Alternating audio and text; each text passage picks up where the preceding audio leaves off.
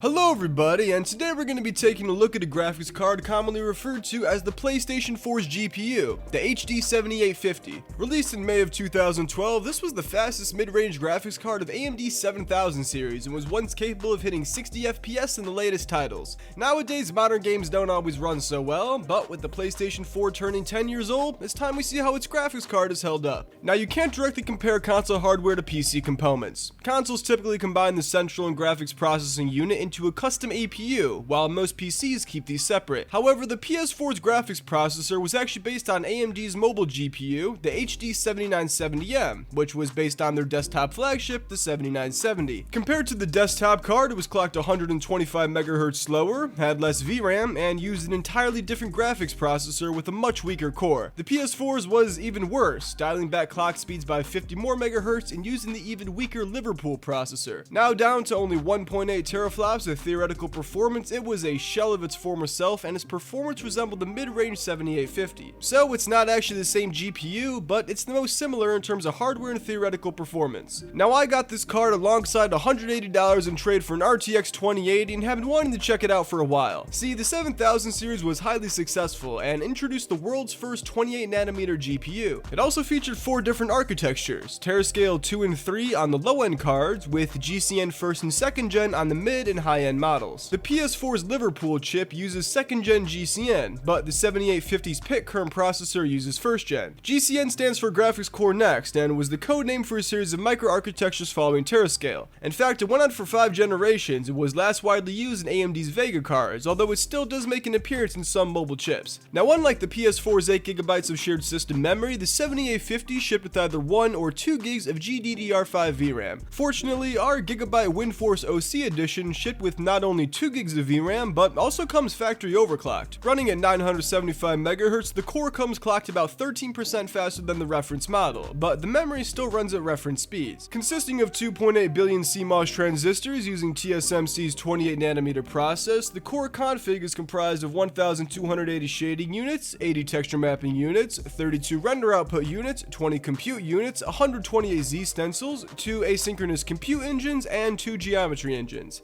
It might not sound that impressive, but it does have a 256-bit memory bus, which is still better than the crippled 4060 Ti. And although this did vary across different models, our card features 1 HDMI, 2 mini display ports, and 1 DVI video output. It also used to retail for about $250 at MSRP, but now go for about $30 on eBay. So it might be a viable choice for a low-end system. Let's see how it holds up. Now, the test system we decided to use was a ProDes 400G1 with an i7-4790, 16GB of RAM, and Windows 10 running on an SSD. It's a reasonable system, and the 7850 is only 2 years older than the i7, so it's not an unlikely configuration. Also, these computer parts are expensive, so consider leaving a like, commenting, or subscribing because it genuinely helps me out. Speaking of Windows 10, if you're looking for cheap software keys, Keysfan has exactly what you need. Now, January 31st was the last day Microsoft offered the Windows 10 Pro and Home download, but for those who don't want to use Windows 11, Windows 10 license keys are still available from third parties before the operating system is no longer supported. Luckily, Keysfan, the sponsor of this video, is running a flash sale, and using promo code GT50 in your cart saves you 50% on Windows 10 or 11 activation keys. They also have a sale on Microsoft Office keys, and using promo code GT62 will save you 62%. The website also fully supports refunds and has great customer service, and if a key you purchase is invalid, your money can be refunded. The license you buy is for a lifetime activation as well, and the key remains valid if the memory or hard drive is formatted or replaced, and is only invalid when the motherboard is changed. So check it out, you're bound to find something you'll like. I provided some links in the description that'll take you directly to the website, and once again, I'd like to thank Keysfan for sponsoring this video.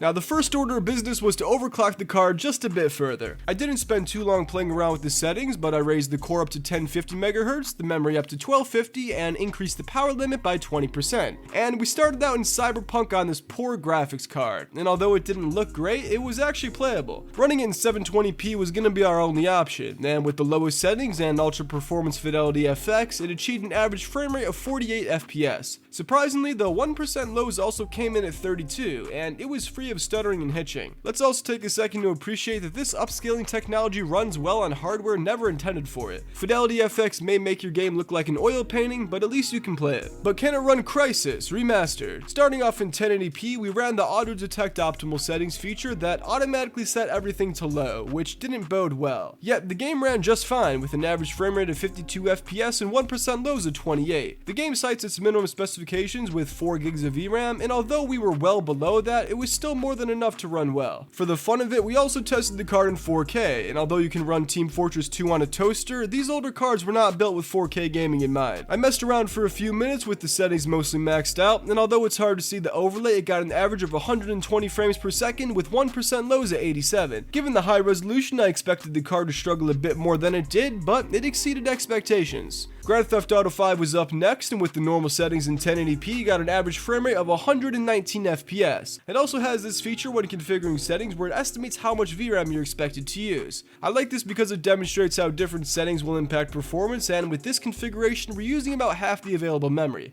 It also achieved 91 FPS on the 1% lows and was free of any sort of stuttering. CSGO performed about as expected, with the medium settings in 1080p, got an average of 213 FPS with 1% lows of 93. But Counter-Strike 2 proved to be much more demanding. With the same settings and balanced fidelity FX, the frame rate nearly halved with an average of 88 and 1% lows of 58. CS2 isn't fully out yet, so performance is subject to change, but losing over half your frame speaks volumes. Hopefully it gets a bit more optimized upon release, but it's playable enough in its current state. Next was Far Cry 5. It's not the newest installment in the series, but Far Cry 6 sucked, so we're sticking with this. Unfortunately, in 1080p with the low settings, we just barely exceeded our 2 gigs of VRAM, totaling to 2.03. Still, this didn't prove to be much of an issue for the 7850, and it got an average of 53 FPS with 1% lows of 38. Beamng.Drive is a personal favorite of mine, and even though it initially released in 2013, it's constantly updated and can bog down older systems. But the 7850 made light work of it, and in 1080p with the medium settings got a healthy average of 58. Its 1% lows of 30 weren't too bad, but the frame time was kinda jittery. So take it with a grain of salt, but it ran well enough.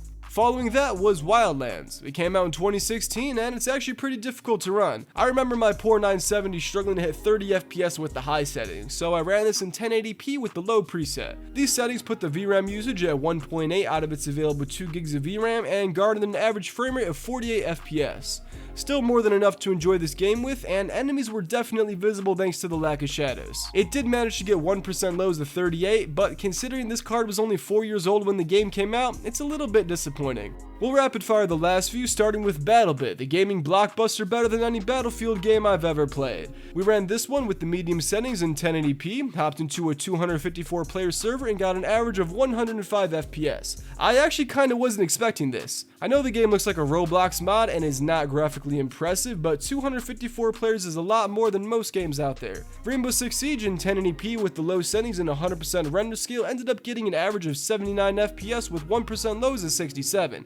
This one also didn't max out the VRAM usage and used only 1.1 out of the 2 gigs of available memory.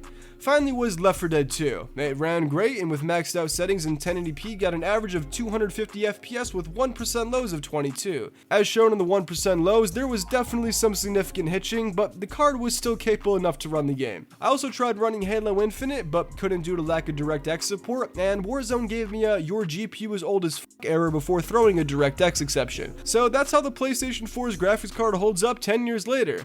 Given that it only has 2 gigs of VRAM, I anticipated it to quickly slow down in modern titles, but it was able to run everything it could start. We did max out the VRAM usage in a few different titles, but even in games like Cyberpunk, it was able to keep up, even if just barely enough. The only real disappointment here is the lack of full support for DirectX 12. The card proved capable in a myriad of titles, and it might have been able to play games like Warzone and Halo Infinite, but we'll never know. In terms of capabilities, this card is probably the oldest one you'd want to buy for a very low budget gaming system. I can't recommend it for most use cases, but if you find one for $10 and you're using integrated graphics, it's worth the upgrade. It also isn't the fastest 2 gig card out there. I believe that title goes to the GTX 1050. Man, it feels like that card released a few years ago, but that shit came out back in 2016.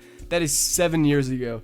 Mother I'm getting old. Anyways, I hope you enjoyed the video. Consider leaving a like or subscribing because it genuinely helps me out. Also, check out JaneDyke.com, and if you want to join the community, there's a link to the official Jane Dyke Discord server in the description, alongside a few donation methods that directly support the channel. If you have any questions or related comments, then leave them below and I'll be sure to respond to them. That's about it. Have a great day. Bye.